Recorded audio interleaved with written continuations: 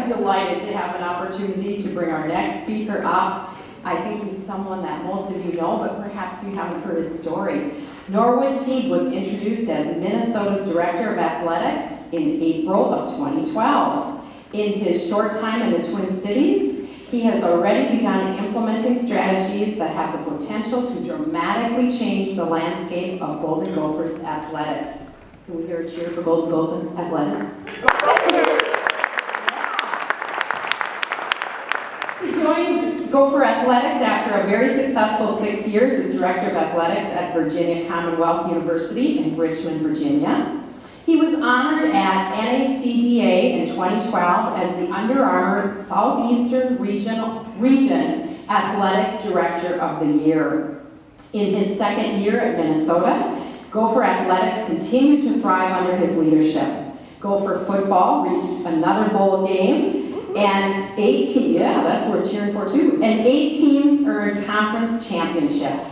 3 Gopher teams were runner-ups in their respective national tournaments, and Teague continues to work towards improving the facilities for all our student athletes. Teague is a native of Raleigh, North Carolina. He graduated from the University of North Carolina in 1988 with a degree in political science. In 1992, he earned a master's degree in sports administration from Ohio University. With a refreshed vision and departmental culture, he is poised to replicate the success he brought to past institutions here in Minnesota. And let's give him a warm welcome. Please welcome Norwood. Thank you very much, and I want to commend everybody for being here this morning. I have been looking at your list of speakers, and I wish I could stay and hear everything that's going to be talked about in terms of leadership and innovation. Leadership and innovation are things that I read a lot about and try to practice in my role with Gopher Athletics. And it's again, I commend you for being here. It's going to be a great morning, and I'm sure you guys are going to learn a lot. I want to briefly touch on a couple things this morning. First, I wanted to update you on some of the challenges of Gopher Athletics. I think a lot of you probably know a little bit about what we do. Raise your hand if you've been to, say, a game of some sort in the last 2 years. That's always good. That means that it's always tough when you come to speak to a non-Minnesota group, but they don't really know what we're talking about. But I wanted to talk about some of the challenges we have, because I know all of you in your businesses have challenges and have projects which you're facing, and I'll tell you a little bit about that. Then I want to segue into some transitional issues that I've gone through trying to lead our organization, and then lastly talk about leadership and some vision values. I have a little PowerPoint I put together here, Nothing Short of Greatness, which is listed there or stated there. That's the theme of our new campaign. We're undergoing a $190 million campaign to upgrade the facilities at Bierman Athletic Building. Many of you have been to TCF Bank Stadium, which is a Taj Mahal, beautiful, or been to the barn, the venerable barn. We're not upgrading those. We're upgrading our day-to-day facilities where our athletes work out, where they eat, and where they study.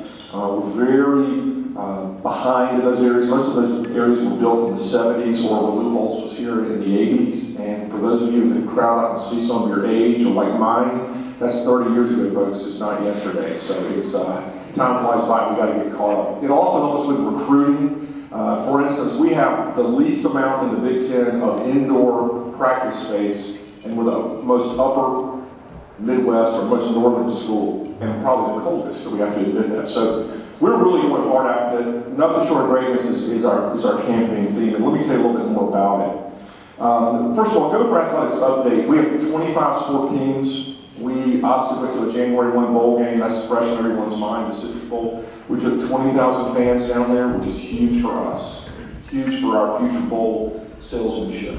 Academically, we're doing very well. We had over a 3.0 average GPA with all of our student athletes last fall. Those of you who have a 3.0 GPA, raise your hand. I'm not going to do that. I will tell you, my overall GPA was a 2.95. I didn't get to a 3.0. And the campaign, which I want to go into first before we talk about leadership. This is the footprint which we are really going after aggressively to raise this money. If you look at the track in the very middle of that photograph, this is the Bierman area. This would be a picture that would almost be taken from the top of Williams Arena looking back at our practice areas near Dinkytown in the Bierman area. If you look at the track in the very middle, there's 4 elements we're trying to build, and it's that right there. So we're going from that today to that right there. We lightened the break ground this summer. There was an article in the front of the Star Tribune about this 4 or 5 days ago. The far right is our football indoor facility with that flag that's above that. The next one is our basketball practice facility, our men's and women's basketball practice facility. Football support building, and on the far left will be our Land Lakes Student Athlete Excellence Center.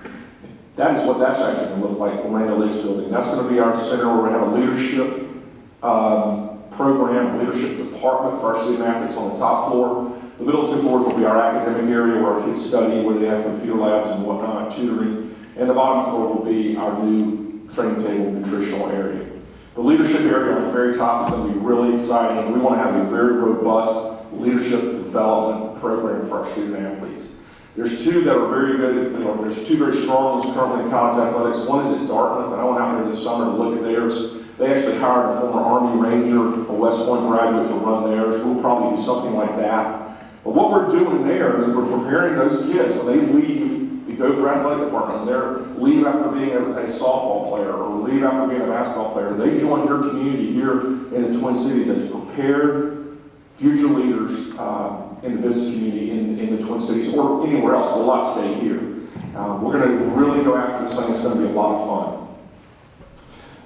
Transitional issues, as she said, I started in July of 2012. It's been quite a transition. I've been there 2.5 years, and there's been a lot of leadership challenges for me. I had to make some changes. Many of you have seen those in the paper, but I felt like they were the best decisions for us as an athletic department. I had to make some changes with some people who've been there a while that I felt were important, and so far it's really worked out well. It's been very tough. As my dad says, you gotta have a steel chin because you get popped in the chin a lot. But we needed to make some changes initially, and I want to mention something about that here momentarily. We've had to manage change, and I think and I brought in about 4 or 5 new people with me from different schools. One of the most successful strategies that we've had there in managing change, when an organization is nervous, when people that you manage are nervous, develop relationships and develop trust right away. And we really worked hard at doing that, not just coming in and being those that are firing people and those that are know-it-alls. Don't want to be that. We have to get to know people, and in managing change, that's been the most effective strategy that I've seen that's really worked for us. Creating a culture is what I'm really obsessed with right now. As many of you have read over and over, strategy is great, execution is great, you have those ready, but if your culture is bad, it will never work. And we put a new vision value statement together, and I am pounding that with our department. I've also heard speakers and been told and taught that as the leader, you got to be the culture carrier of the whole department. And you got to be the one who preaches the vision values or brings them to life. So that's been a real challenge for me. It's been a lot of fun. Okay, I want to go through 6 points here about leadership that I really feel like are important to me. They come from Jack Welch, who's the former leader of GE. Many of you know who he was, and he's written a lot of books. Many of you have read those. But I read them, and I read them again, and I read them again, and I try to apply a lot of what he says to what we do in Gopher Athletics. I think his stuff is so straightforward in terms of leadership and can be applicable to all of our businesses. So let me pop through a couple of those real quick. And the first one is what Jack says is leaders relentlessly upgrade their team using every encounter and opportunity to evaluate, coach, and build self-confidence. I try to use a majority of my moments as I'm dealing with my staff as coaching moments, as teaching moments. And Jack Welch says that over and over and over again.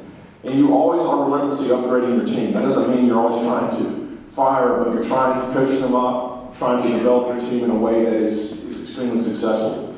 Many of you know a guy named Chuck Moody who used to run Dairy Queen. He's now running Johnston's Jewelry, CEO of Johnston's Jewelry in town. And I asked Chuck when I first got here, I mean, he really turned Dairy Queen around. They went from a kind of a mom and pop to a dynamic company that's done unbelievably well with a new brand over the last 10 or 15 years. And I said, Chuck, how are you able to do it at Dairy Queen? And I thought he was going to tell me some humongous bit of sage wisdom. And he was walking up, we were actually playing golf, he goes, Lord, I had a great team around me. I had a great team around me. And I have tried to emulate that and what Chuck said. And I built a team around me of about 6 people. And that doesn't include coaches. That's not Richard Patino or Jerry Kill. It's more of the administrative staff. And I've worked relentlessly at upgrading that team. And I feel like we're there. We're not perfect, but we got a group together of 6 people that are dynamic, that we all fit together, have great roles. I feel like we play to our strengths, and it's been a real positive thus far. So relentlessly upgrading teams and coaching. Secondly, make sure people not only see the vision, but they live and breathe it. I'm going to show you in just a second our vision and value statement. And as I said earlier about culture, I am constantly, and I got to do a better job, but I'm constantly trying to talk about our culture, talk about our vision, values, talk about where we're going, and be the leader, the culture carrier of the department. Because I'm telling you something, you guys all know this, you can get caught in so many other things besides building a culture in your day-to-day work. My old AD at the University of North Carolina, when I worked there, and I was getting ready to go to leave at the time, he told me this to be the AD at VCU. He was Norwood, it's a southern accent stronger than mine. He said, you better be careful. I said, what do you mean? He said, because every day you get caught up in personnel and do nothing but dealing with personnel issues. And I said, I don't do that. I got to fundraise, and I got to build culture and do dynamic things. And I found myself, first year of my job at VCU, getting sucked into personnel issues every day, all day. So you got to, if you're going to build culture and preach the vision, live the vision, you got to think about it and talk about it with the people every day. Thirdly, let's get leaders get into everyone's skin, expanding, exuding positive energy and optimism. The main thing I'll say about this point, and I firmly believe this, when you study great leaders, business leaders, let's say that, in this country right now, the ones that are really, the top 10, top 15, top 20, they're all positive, optimistic people. You rarely see me or me speaking to a group where he's not overly positive and optimistic. I think as leaders we have to be that, because it can be a negative world at times. But if you're a leader or a manager, do as Welch says, and I try to do it. I'm not always perfect because you can get beaten down. But being positive, having positive energy and being optimistic, I think is so very key. Also, leaders establish trust, candor, transparency, and credit. The main thing I want to tell you about this point, which I think is so key, and that is the candor part. I think as leaders and managers, we have to be candid with the people that we lead and that we manage. And when I mean candor, I really mean feedback more than anything else. And feedback coaches, feedback guides, and feedback makes people better that work for you, work around you, and that you manage and lead. A consultant of mine always says the cruelest thing, and this is the opposite of what we think, I think a lot, the cruelest thing you can ever do to one person is not give them honest feedback. The cruelest thing you can do to somebody is not give them honest feedback. And she uses the word cruel. Now, sometimes I think in the back of my mind, I think, God, I don't want to give this person this honest feedback because it's going to be cruel. It's the opposite. It's the opposite of what we think. But we have to give it because it makes them better. And if you don't give it, you're doing a disservice to them and you're being cruel. So I think candor is key. I try to talk about it a lot as a leader of our organization. I think we've gotten a lot better, but we've got to stay with it because it does make you, it can be painful at the time. I mean, obviously, positive feedback is great, and I need to do more of that. But just giving honest feedback and being candid will make your organization and your team better. Leaders have the courage to make unpopular decisions and gut calls. I really believe this is true. I think our gut and our instincts usually are probably more correct than we believe, and you got to have the guts to do it. I've had 4 or 5 in the last year that I had the guts to do it, and I think the organization's been better for it. It was not easy, and I spent some sleepless nights staring at the ceiling and worried about the decision. But I think if you follow your instincts, but you also have to have courage to make those tough decisions when the time is right, because you're there to lead your group, you're there to manage your people, you're there to make the group successful, and having guts to make a call does that rather than backing off. Lastly, leaders probe and push, almost bordering on skepticism, making sure the questions are answered. I think what Welch means by this is you got to know what's going on in your organization. I have a couple of people who, and I don't mean they're being manipulative or being bad people, but they give me a lot of information what's really going on in the organization. I can get you pretty much there, but people will always give me the truth, especially maybe the line below my leadership team. But you've got to know truly what's going on with your people, with your organization, those you manage, and those you lead. And I don't mean, I think this is what is going on. You got to know. And you got to get that information a variety of different ways. And you can ask, and sometimes you'll get a lot of it, but you got to have people around who know the heartbeat of the organization, and you need to ask questions all the time. Ask questions as a leader. If you probe and you push, as Welsh says, bordering on skepticism, you'll find out more, you'll be a better leader, you'll be a better manager of your group and what you're doing. Oh, this is the last one, sorry. Leaders inspire risk-taking and learn by setting an example. I recently had an example of this, and I gave this speech Monday, and I thought about this after it. We had a coach of mine come to me and say, well, what are we doing with this ad on television? It's the exact opposite of what we're trying to do here because it raises some expectations and whatnot. And I had to go to our marketing person and say, Corey, take this off because this coach wants it, and I agree with him. It's something he and I have been talking about a lot. And she went, oh. She was devastated. I said, don't worry about it. Don't worry about it. You're taking risks. You're doing a great job. And we all make, maybe unknowingly make mistakes that we don't know we're making. But I felt like within the context of this, what we've got to do with our people is protect them and allow them to take a risk. And if they take a risk, they get burned, protect them. It's okay. You took a risk, you tried. It was a mistake of commission instead of omission. I'd rather a commission than an omission. Pushing people is exhausting. Reining people in is a little bit easier.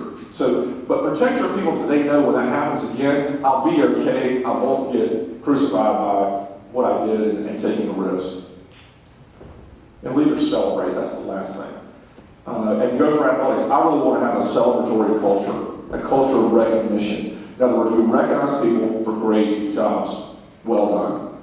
It's hard to do at times and make it authentic. What we've done, and we're starting this next week, we're going to start giving spot bonuses to our employees and recognize them in front of everyone for what they've done. And a spot bonus will basically be a Visa card of $100.